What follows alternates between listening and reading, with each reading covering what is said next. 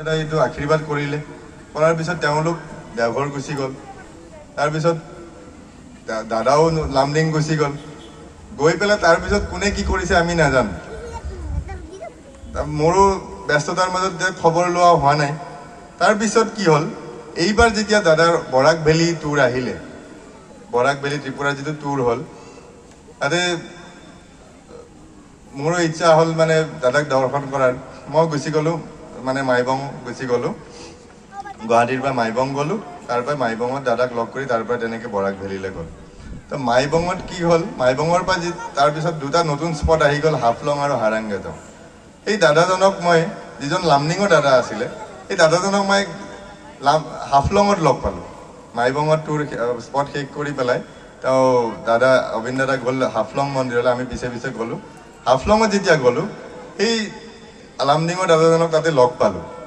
লামডিঙৰ দাদাজনক লগ পাই মোৰ চকু পৰিলে পৰতে দাদাই মোক এটা কথা ক'লে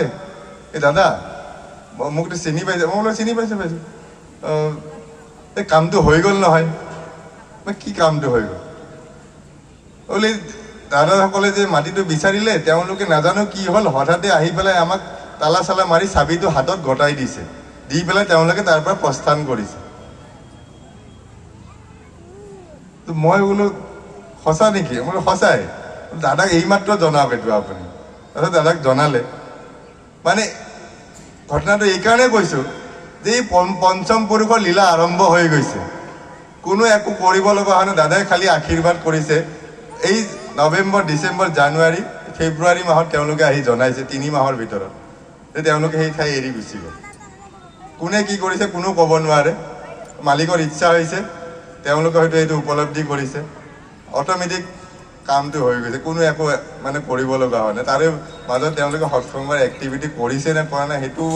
আমাৰ জ্ঞাত নহয় তো তেওঁলোকে মালিকে মালিকৰ কাম কৰি যাব তেনেকৈ আৰু এইবাৰ মানে যেতিয়া হেৰি কৰোঁ কৰিমগঞ্জ যাওঁ মানে সেইটো পৰিক্ৰমাতে কৰিমগঞ্জ যাওঁতে এগৰাকী মায়ে এটা স্পটত দাদাক নিবেদন কৰিলে আগে দাদা আমি কাপোৰৰ মানে মই অসমীয়াতে কওঁ মানে আমি কাপোৰৰ বিজনেছ কৰোঁ বিজনেছটো ভাল চলা নাই আপুনি দয়া কৰিব যাতে আমি চলিব পাৰোঁ দাদাই ক'লে যে কাপোৰৰ বিজনেছটো আজিকালি ভালকৈ নচলে এইটোতো ছিজনেল হয় তো আপুনি কাম কৰক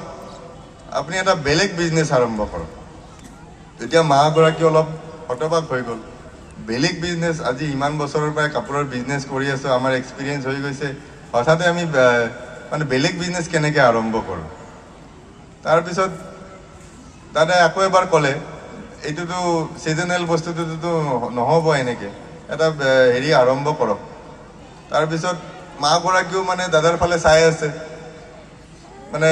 তেওঁ মানে হতবাক কি কৰিব কি ক'লে কেনেকৈ কৰিম বেলেগ বিজনেছ এটা ষ্টাৰ্ট কৰাৰ কাৰণেও ভালেখিনি টকা পইচাৰ অভাৱ বা ভালেখিনি টকাৰ দৰকাৰ হ'ব আৰু সেই সময়ত সেই অৰ্থই নাই ঘৰখন কিবাকৈ চলি আছে এনেই কাপোৰৰ বিজনেছ ভাল চলা নাই তো কেনেকৈ নতুন বিজনেছ আৰম্ভ কৰিব তো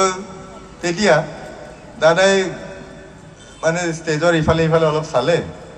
চাই পেলাই এজন দাদাক মাতি আনি পেলাই ক'লে যে দাদা এই মাগৰাকীক আপুনি অলপ গ্ৰ'চাৰীৰ বস্তু আনি পেলাই বিক্ৰী কৰাৰ কাৰণে আপুনি ব্যৱস্থা কৰি দিয়ক দাদাই ক'লে তেওঁ খুব আনন্দ পালে তেওঁ সেইখিনি সামৰ্থ্যৱান দাদাও গম পায় মালিকে জানেই গোটেই তো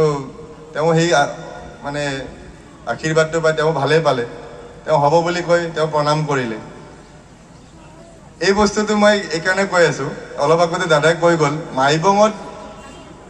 50 বছৰ আগতে চেচি বৰদা আহি গৈছিলে বৰদা আহি পেলাই তাতে মানে 2 ৰাত্ৰি নিবাস কৰিছিলে যেতিয়া আমি মানে ঘূৰি পেলাই যাওঁ বৰাক ভেলীৰ পৰা ঘূৰি পেলাই যাওঁতে আমি মাইবঙত সোমাওঁতে মানে তাতে এজন দাদাই আমাক ঘটনাটো ক'লে যে আমাৰ ইয়াতে আছে এই 50 বছৰ পিছত এজন ইষ্ট পৰিবাৰৰ কোনোবা এজন আহিছে আমি খুব ভাল লাগিল আমাৰ সিদিনাখন আৰু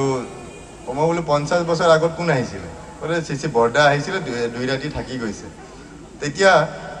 শ্ৰী বৰদাই যেতিয়া ৰাতি আছিলে তেতিয়া মানে গোটেই মাইবং টাউন মাইবং গাঁওখন বা টাউনখন মানে খোজকাঢ়ি ঘূৰিছিলে আৰু ঘূৰোঁতে এখন সৰু পাণ দোকান আৰু সেই সময় 1975 কথা সৰু পাণ দোকান এখন দাদা আমাৰ গুৰুবাই দাদা এজনে কিবাকে লেম্পটো জ্বলাই পেলাই পাণ দোকানখন দি আছে আৰু দি পেলাই তেতিয়া দাদাক দেখা পালে তাতেই প্ৰণাম কৰিলে কৰি পেলাই দাদা দেখিলে অৱস্থা ইমান ভাল নহয় দাদাই দেখি শ্ৰী বৰদাই দেখি তেওঁ ক'লে যে তোৰ বিজনেছটো চেঞ্জ কৰিব লাগিব এইটো দি নহ'ব এতিয়া সেই মানুহজনে হতবাক তেওঁ ক'লে যে দাদা মোৰতো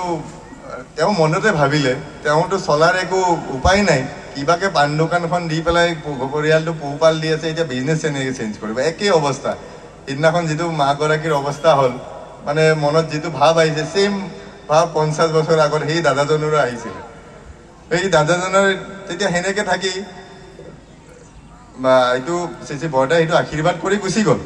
দাদাজনেও এইটো ভাবি থাকিলে গোটেই ৰাতি ভাবিলে কি হ'ব কেনেকৈ হ'ব এই দাদাই আশীৰ্বাদ কৰিলে এইটো হ'ব কেনেকৈ দাদাই যেতিয়া গুচি গ'ল 2 ৰাতি থাকি পেলাই তাৰে 2 দিন পিছত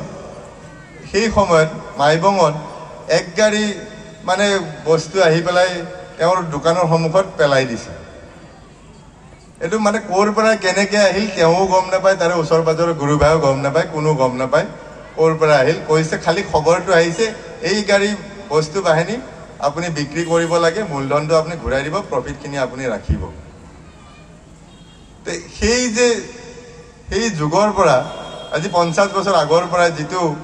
আচাৰ্য পৰম্পৰা যেনেকৈ তেওঁ মানুহক উদ্ধাৰ কৰি আহিছিলে আজি এই 5ম জেনেৰেশ্যনতো শ্ৰী পূজ্যপাদ অবিন দাদাই এই মানুহক তেনেকৈ উদ্ধাৰ কৰিব মানুহক